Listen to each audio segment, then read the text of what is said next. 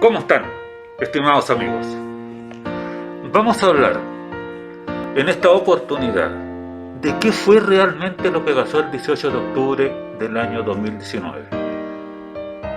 Hay mucha mitología en esto, mucho mito urbano, pero vamos a ir a los hechos concretos, las cosas que realmente nos constan.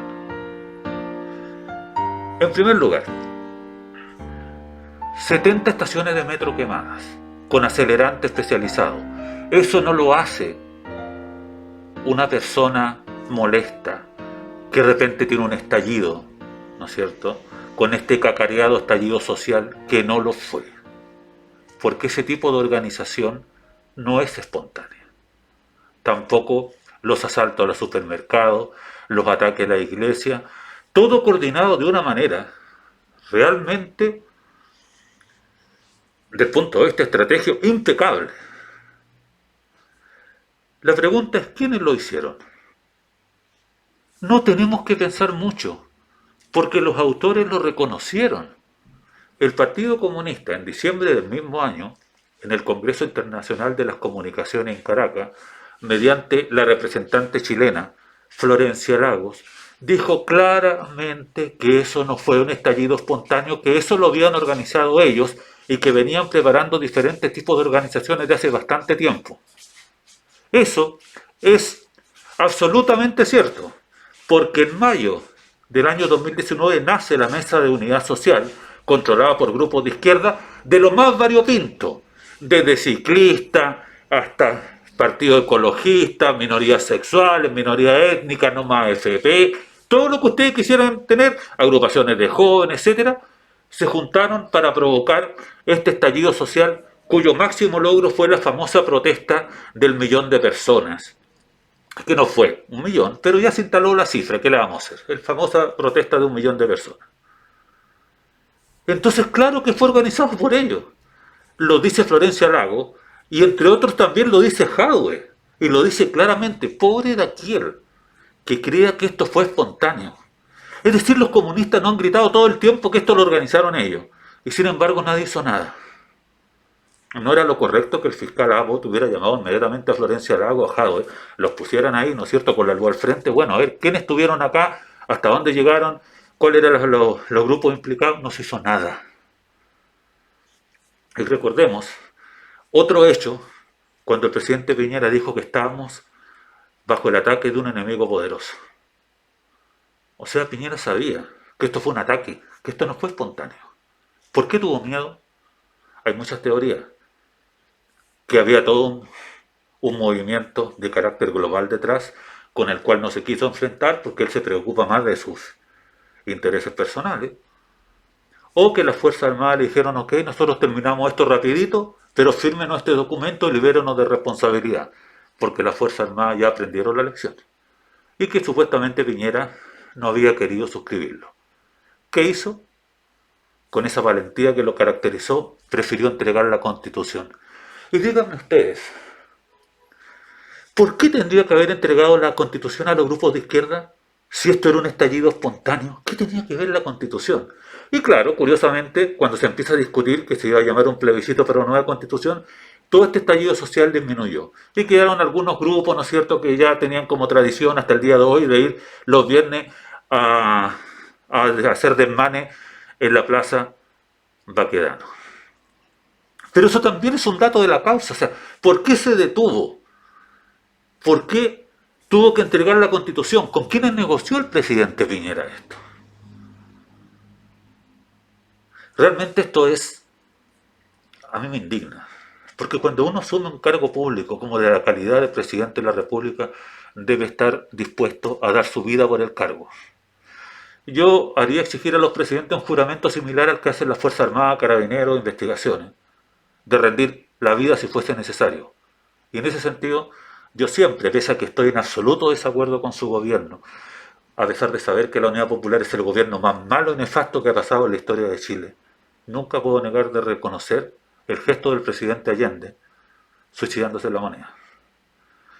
Si tal vez Sebastián Piñera hubiera tenido la mitad del valor de Allende, la historia hubiera sido diferente y no hubiésemos arriesgado la patria en ese plebiscito del 4 de septiembre pasado. Ahora, ¿Por qué el ataque al metro? ¿Se lo han preguntado? Fíjense que estas fuerzas que organizaron esto ni siquiera son originales, siempre hacen lo mismo. Ustedes, como son jóvenes probablemente, no saben de lo que pasó el año 49, la famosa revolución de la chaucha. Chaucha eran 20 centavos, todavía utilizamos el término chaucha, de repente, oye, da una chauchita, todavía se utiliza cuando es una moneda pequeña. Subieron el transporte público el año 49 en 20 centavos, en una chaucha. ¿Les parece conocido? ¿Y qué pasó? Quedó un tremendo escándalo. ¡Oh! ¡Qué coincidencia! Un año antes, Gabriel González Videla, que era el presidente de la época, que había llegado al poder con el FRAP y con el Partido Comunista, debido a que el Partido Comunista siempre juega dos bandas. ¡Oh! Parece que eso no lo sabemos.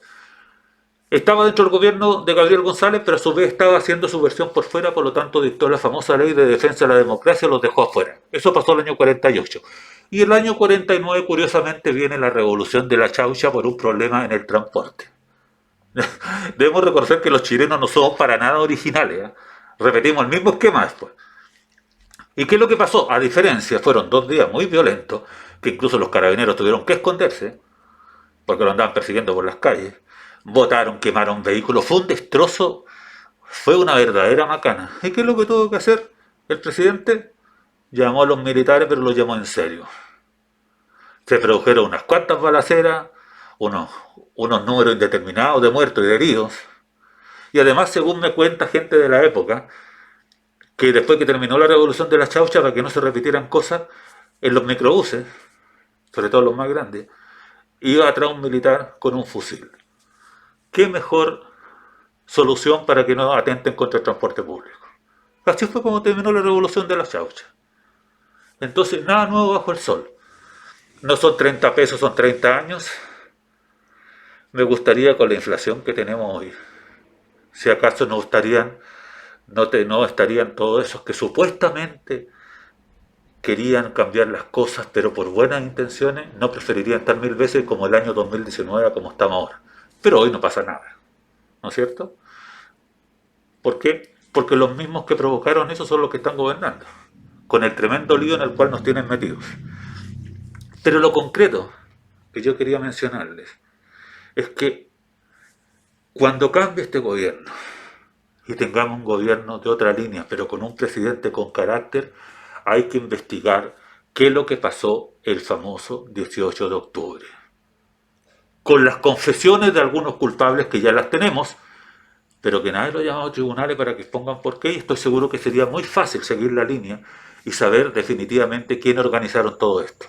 En una encuesta reciente, casi el 80% de la gente cree que lo que pasó el 18 de octubre, ahora cree que fue organizado. Esto no fue casual.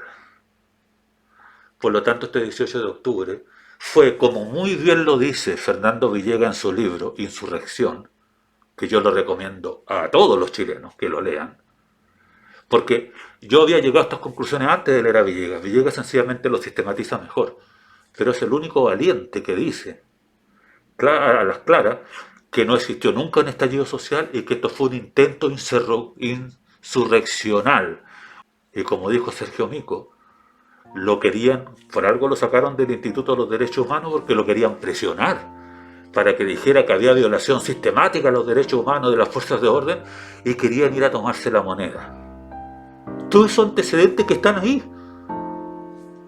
¿Qué hacen los periodistas con eso? Nada. ¿Qué hacen las fiscalías con esos antecedentes? Nada. Todo se les echó tierra. En esa pésima costumbre a los chambelén que tenemos los chilenos, de preferir tapar las cositas y no llegar hasta el final. Por esa razón, por esa cobardía, por esa falta de resolución, es que hoy, un día como hoy, tenemos ¿a cuánto? 500 fulanos, 500 orcos, rodeando Plaza Italia, destruyendo todo y paralizando una ciudad completa porque tenemos miedo. Un miedo justificado porque nuestros carabineros no tienen las facultades para hacer lo que tienen que hacer para que esto se termine definitivamente. Fuerza, estimados Longi.